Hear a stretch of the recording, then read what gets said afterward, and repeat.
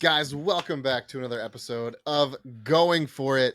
Do us a favor, subscribe to our channel, like this video, make a comment. It can be a positive or negative one. It doesn't really matter to us. If it's positive, we'll shout you out like we have Craig Jackson quite a few times now, but we appreciate him and his kindness. Where do we you definitely live? didn't ask for his address or something. But really, we do want to send you like cards and stuff, like because you were nice to us. So we are going to break down our Sunday matinee games. We did not pick a 4 o'clock game this week because all the 4 o'clock games kind of seem like they're going to be blowouts. And that's not the most fun to talk about. So we picked 2 games, one that is going to be exciting for Craig to talk about, and one that I think is going to be a very offensive game. We'll start with that one, Chargers versus Minnesota. I think we're going to get a lot of offense in this game. I think we're going to get a lot of deep balls. I think we're going to get a lot of Justin Jefferson. Thoughts and feelings on this Minnesota Chargers matchup. Craig, I want to go to you first because you love Kirk Cousins. You love him. I feel strongly about love was too strong. I'm sorry. No, love is too strong. Still. I love Tua. I strongly I would date Kirk Cousins is where we're at. And I think that even his stats this year look very good. He's 6 tutties, 1 interception. He's pretty accurate. He's finding the right guys. Jefferson is elite number 1 in a category, 1 or 2. Tyreek Hill's probably maybe up there as 1, 2, same thing, 1A, 1B. Yeah, I think we're going to see a lot of points. I'm looking forward to that. I like a game like that. I like to have DFS lineups going and feel weird anxiety as it changes with every yard that goes. But yeah, I think we're going to see a lot of points. Mike Thomas, what are your thoughts and feelings on this Chargers Vikings game? I think it is going to be a really good matchup. Very exciting game to watch, very fun game to watch. And I'm looking at the TV coverage map, and very few people in this country are going to be able to watch it live. That is a bummer. Makes sense. It is like why is the that? Dakotas, the only states, the only areas that are going to actually be able to watch this game. You've got Southern California, you've got Northern California, and then you got Minnesota and the Dakotas where nobody lives. So you can't everybody else is going to be... Well, if you have Sunday ticket, you will. Oh, word. Got it. I misunderstood. The rest, the country, or the game that Fox decided should be the national game is the New Orleans Saints at Green Bay Packers. This is a bad choice. What the actual F? I want to see Chargers and Vikings because it's going to be a fun shootout. It should be lots of offense everywhere. And I legit don't know who's going to win this game. You've got 2 teams that are good, 2 teams that are both 0-2. Normally, I would sit there and go, there's no way that the Vikings are going to go 0-3, so I'm going to pick them. Oh, but there's no way the Chargers are going to go 0-3. So unless this ends in a tie, somebody's going to be a very good 0-3 team. That does happen. Every we get one a year, it feels like. 1 or 2 a year at this point. It used to be like never, and now we seem to get them regularly. Yeah, very unpleasant to watch. It's a weird one. This is a weird one. My concern for my newfound Chargers fandom, I'm gonna be completely honest. If a Chargers fan watches this, I'm not a huge Chargers fan. I love Justin Herbert, and I drafted Austin Eckler, so I was like, that's enough to get a hat. Hell yeah! And I like hats. Very excited for this, but 0-3 in the Chargers division makes them almost out of the playoff hunt. Going to be completely honest. They go 0-3 in that division. They are going to have a hard time making the playoffs, especially with teams that are starting to show up. Kansas City looks like they're slowly starting to wake up. Buffalo showed us last week that they're awake. Miami has been on fire since the word go. And the Chargers saw that firsthand week 1. So very curious to see what happens with them.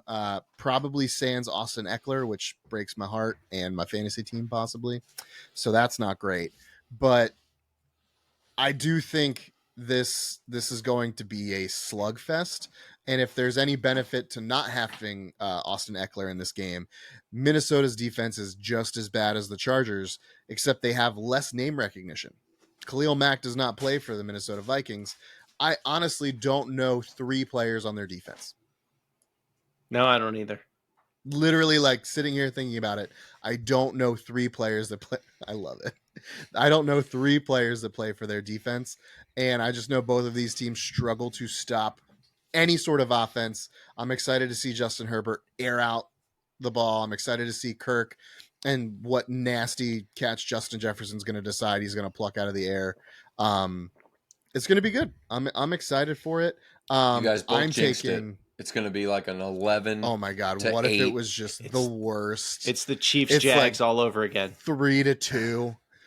Somebody gets a safety and a field goal wins it. Like, that would just be the worst possible. Jefferson game. Has stone hands. Kirk's like dirting all the balls. Like, what happened, Bizarro? His brain Kirk's thing like, malfunctions during the week. Yes, Mike's got it. The thing he was wearing from the Netflix documentary, like, gets in him, and he goes to Bizarro Kirk. He's just terrible. He's like, I had to work on a Tuesday, and he freaks out, and he just starts like just rampaging. He starts rushing the ball, but he runs like a 5.5 40. It's not great. He don't run well. I will. As much as I like him, and I think he can throw quite well. Oof, he don't move too I feel well. like he would agree with you. I feel like he would too. The sounds he makes when he gets hit are very, very distasteful as well. Somebody said it was Hank Hill. Somebody said from King of the Hill, he sounds like him. And I was like, yeah, all right, I get it. I was like, ugh. But it was a little higher pitch than that. It was. And he like laid there for a second and he was like, could I just stay here? I think I could just like lay down for a little bit. And I believe like it's a hard job. I'm not trying to say that. It's just that for some reason. I don't want to get hit like that. No, I don't want that either. But we didn't hear that from Mahomes. We did. And he got hit. We didn't hear it from even Mariota. By Max Crosby, who's like a big man. He's a large dude. Mahomes' way of saying "ow" is "good hit, dog." Yeah, it's good hit, dog. Good hit, dog. Yeah, you got me. Oh, my ankle's fucked up. Is but Kirk I'm a little win the bitch? Super Bowl. Is that what we're saying? Is Kirk a little bitch? You said boy? that. I did say you it, said and that. I'm not afraid to say it. You are will the say that I think Kirk Cousins. I think his wife would beat him up in a fight, even if he was trying. So I'll say that. She could be scrappy, bro. She's got a scrappy look to her. From the show. I thought she controls him every which way of it is all I saw. I'm like, that woman has Kirk laced, and I liked it. I immediate respect every time she was on screen. Straight and narrow, bro. Yeah, straight and narrow. He said as much. He's like, I just need to focus on football. She runs it. She runs it, and I respect. She runs him. She like is the quarterback puppeteer. of that household. That's right. She is the quarterback of that household, and she chooses his clothing. Lineman. She chooses his clothing. They're upfront about that. I'm grateful for the entertainment value, but like, it's so good. Damn it, Kirk, you're never gonna win anything. Your wife picks all your stuff. The Super Bowl, my heart sank for him when he was like, yeah, this slot is for this Super slot Bowl. right here. I was like, it could happen. Kirk. He just has to go to a different scenario where it's like elite defense. They have the opposite. He has to go to a different scenario where he's a backup because he's never gonna win a big game. I think he just he could win. He needs a defense game. That's not true. That's false narrative. I think he's really. Won How many big the... games did he win at Michigan? I'm sorry, Michigan State. Michigan State. He didn't. What does define a big game? I can't because he's never won any. Fucking Rude. Kirk. Rude. He could absolutely win a title. He needs a defense, and they didn't give him. He could win a title. He could. I mean, technically, Trent Dilfer has the title, but like Brad Johnson, Brad Johnson also has a title. Joe Flacco thought he was elite. He said that to our faces, and we were like, really, man? But confidence is important in a quarterback. So you can't even fault the guy for that. And he had the Super Bowl behind him there when he said that. Let me say this about Kirk, and I will only speak positively after this moment about Kirk Cousins. Down this man's neck. Justin Jefferson did not put him in his top 5 quarterbacks in the NFL, and he is the man that throws him the ball 15 times a game every Sunday. That's all I need to know. Kirk Cousins cannot win a big game. Great smile though, Kirk. Great smile. Extreme tenors. I respect the shit out of it. Let's do it. Chargers win this game 28. No, you know what? 35-28. Kirk Cousins hate podcast. Well, I can't hate the Jets anymore. One person. He's just the loudest. Yeah. We like Kirk. Yeah. He's on my fantasy team. He's on my fantasy team. Oh, I started him. I had him on the bench, but I had Goff. Pat, so that worked out I beat him with Kirk Cousins and Justin Jefferson. I used that stack directly against Mike. He almost came back and got me because the rest of my team decided, thanks Naj and Freiermuth, that Matt Canada thing, that's really affecting me personally. It hurts me. Too. It hurts me. 35-28, Chargers over the Vikes. Craig, what you got? I think I chose the Vikings. I'm pretty sure I did. I'm going to go, I think it's going to be like 31-14. Whoa. Oh. Yeah, that's what I said. Oh, okay. I think the Chargers implode. Right. Brandon Staley maybe gets fired after that. That is a very possible scenario. Here for it. Mike Thomas, what do you got?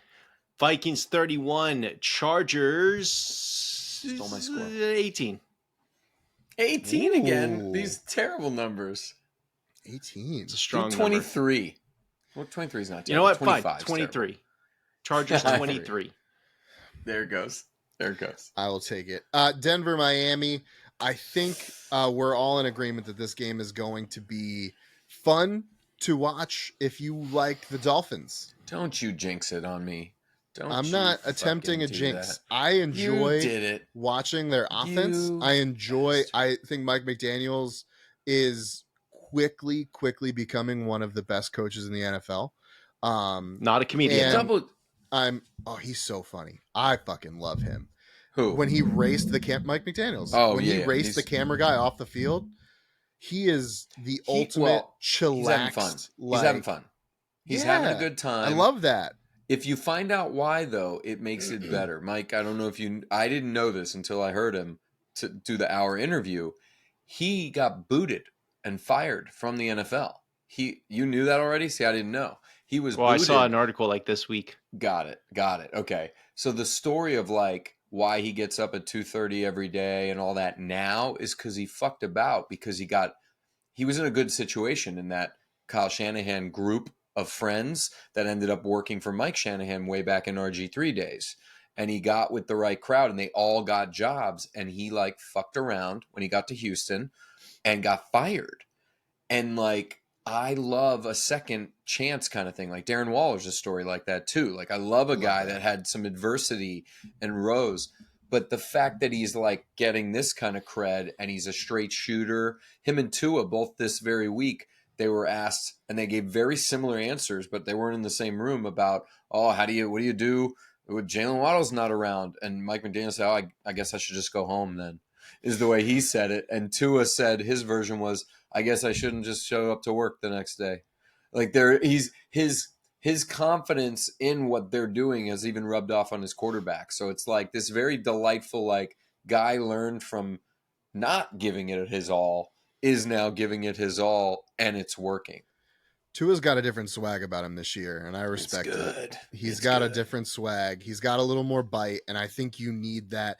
That, again, is something I've said on this podcast is the thing that I think Kirk Cousins lacks, is that mentality to back to chopping down the Cousins tree. What the fuck?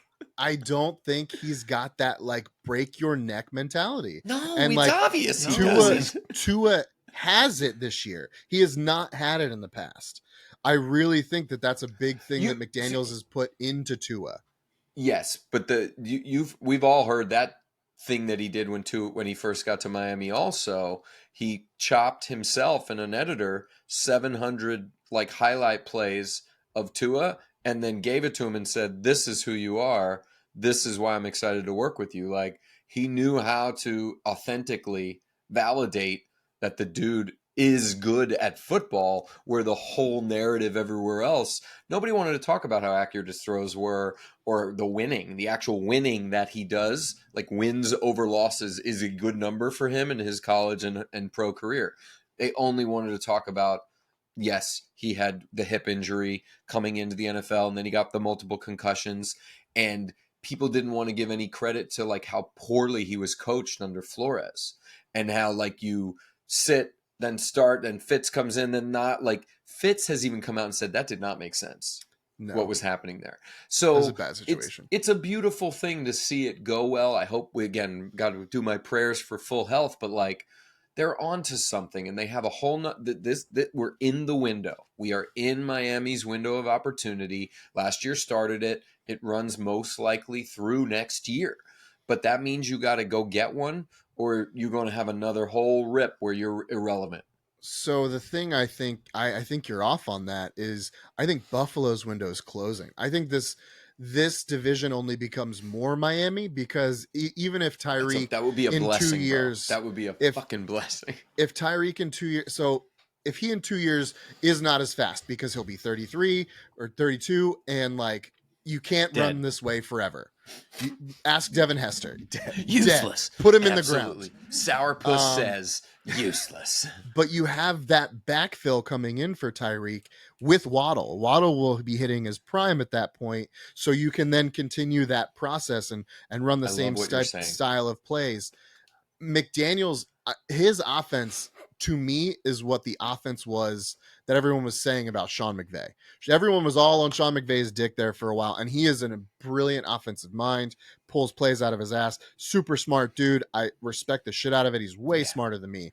But in comparison and what I've seen so far, Mike McDaniel is able to do significantly more with a quarterback that I don't think at his prime Stafford, I think is a better quarterback than Tua. Different quarterback, probably but true. A better quarterback.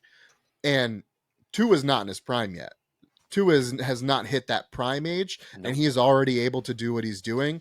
I think you're looking at McDaniels, and I think he is, if he continues on this path, keeps doing what he's doing, continues to put the correct pieces on this team, and that includes defense. As we know, like Kirk Cousins can't win without with the worst defense in the league. He's had it 3 years in a row. Like, fucking get this dude a defense and see what he can do.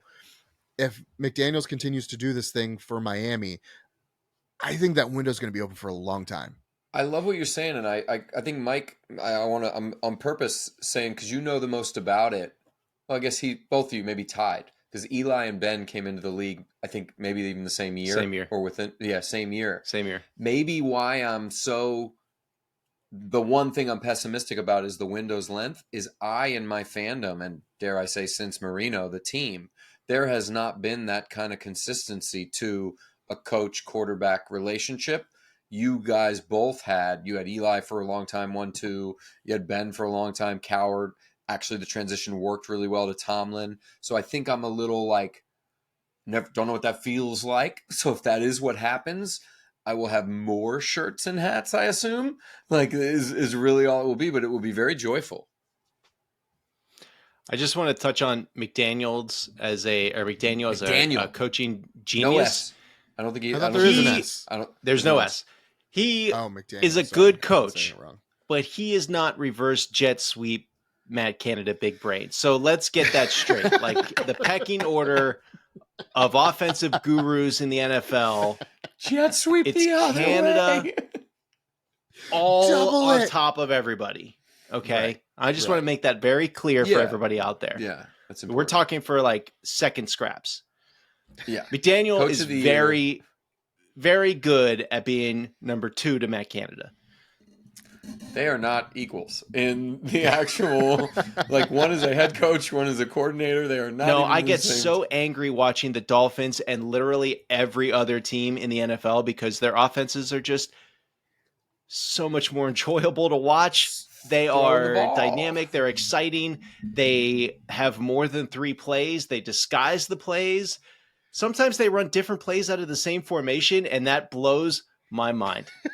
Somebody's got to be bad out of 32 offensive coordinators. It's true. There's just going to be some that are bottom of the barrel. You have a bad one. You do. There's 8 billion people on this planet. We could find 32 offensive coordinators.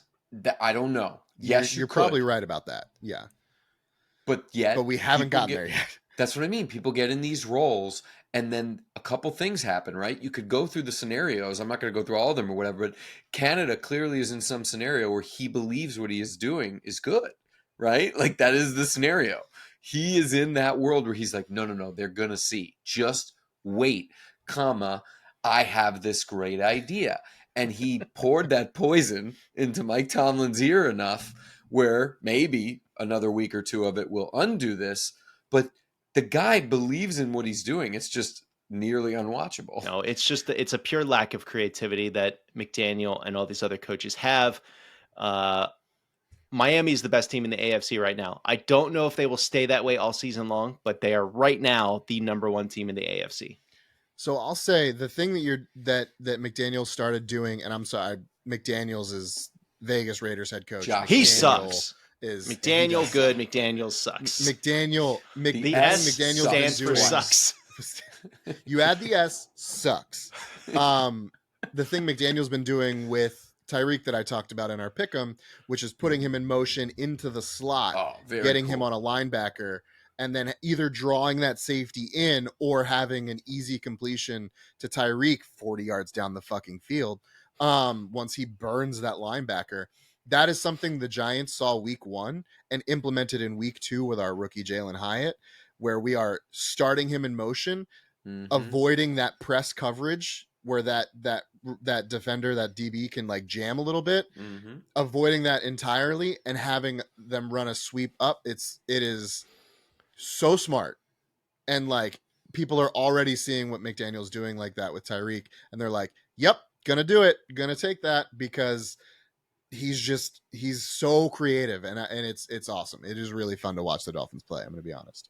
You mentioned sending people in motion, all that stuff. And it reminded me of that blocked kick. Double jet sweep. Oh no, that blocked kick on Sunday Night Football where the guy was running and got a running start. And Collinsworth was like, every team in the league is going to be doing this next week. And I immediately was like, that is a fact.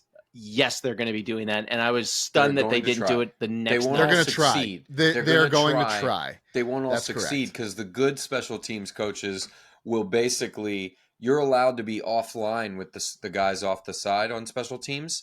So they'll just pull a guy back or bring a second. Like they're going to defend it. It's going to get defended. But I think you're right, Mike. Everyone's going to try. The reason I think that was super successful, and I know this isn't about any team that we're talking about right now, or it did happen to the Dolphins. I think it was the Patriots that did it.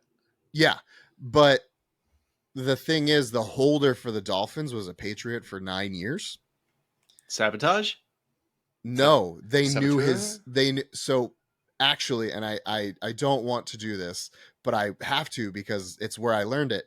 McAfee did an entire breakdown of this, and the holder takes in this like deep breath and puts his head down, and they know from watching this guy's tape in New England that that's his tell for when the snap comes, and that's what sent the guy on the corner, and that's why he got such a clean release. That's so interesting. Yeah, McAfee did a full breakdown on Monday about that, and I would encourage everyone to listen to that. I'm sure it's like snipped in their videos. Yeah, it was a great breakdown. He broke it down really well because obviously he's a kicker. He was a holder, like did all that stuff. So I would encourage everyone to listen to that. But I do not think it's something that's going to be easily replicated. And it opened the show on Monday too. So it's like in the first part. So you should be able to find it pretty easily. Anyway. But Tyreek in motion is the fastest guy on the field that you're giving a head start. Anywhere. So as he turns up, why haven't people And there's no hands on him. There's no hands on him. But why haven't people been doing it? Ask Matt Canada. He's number 1. He will be able to tell you why it hasn't happened already. Why don't they do that with you? You got speed. They got speed. I mean, if you let George Pickens, who is a semi-truck, start in motion, no one is going to be able to stop him. I don't understand. Like you'd have to put like was this 4 like a dudes recent in rule a wall. Change? No, people have been going in motion forever. Mm-hmm. It's just starting, I think, the snap in continued motion and up, because that speed that he has is such a game changer. Like, most people go into motion to tell coverage. McDaniel isn't doing that. He's doing motion to be able to give his guy 3 or 4 steps to be able to just go. And I think he's changing the way that it's being used in the game. And I think he's going to be a better offensive head coach than we talk about Sean McVay if he continues on this trajectory. I'm not saying it's right now. I'm not saying, I see what he's doing, and like, it's exciting. It is exciting, and I'm excited to see what comes of it. I feel bad we didn't talk about Denver, but like, Denver's kind of bad. Very excited to see the resurgence of Russ.